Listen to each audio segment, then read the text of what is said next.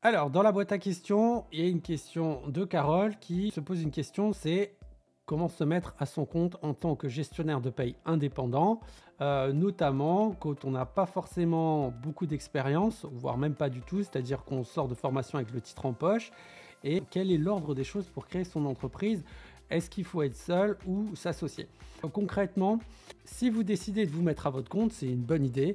Par contre, il faut savoir que vous devez assumer le fait que ce que vous vendez comme prestation, ben, vous devez savoir le faire. C'est-à-dire que si vous vendez une prestation de, je sais pas moi, de faire les bulletins de paye dans l'hôtel, café, restaurant, et ben du coup, vous avez plutôt intérêt à produire des bulletins de paye juste dans la convention collective de l'hôtel, café, restaurant.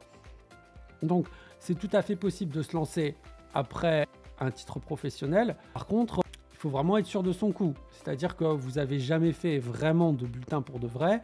Donc, est-ce que vous vous sentez capable de le faire? Bonne question.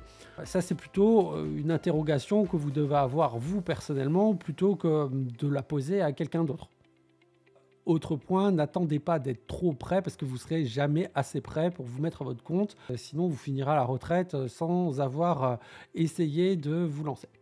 Concernant l'autre point, quel est l'ordre des choses à faire? Ben, je dirais que l'ordre des choses à faire, c'est commencer par construire une offre, c'est-à-dire apporter au marché, donc aux personnes que vous visez, quelque chose qui pourrait les intéresser.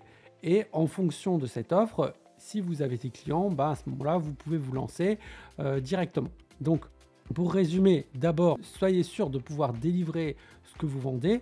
Et si vous êtes sûr de votre coût, que vous ayez de l'expérience ou non, que vous ayez un titre professionnel de gestionnaire de paye ou non, la première chose à faire, c'est de créer une offre et de proposer cette offre sur le marché et voir s'il y a des gens qui veulent bien vous faire confiance ou non.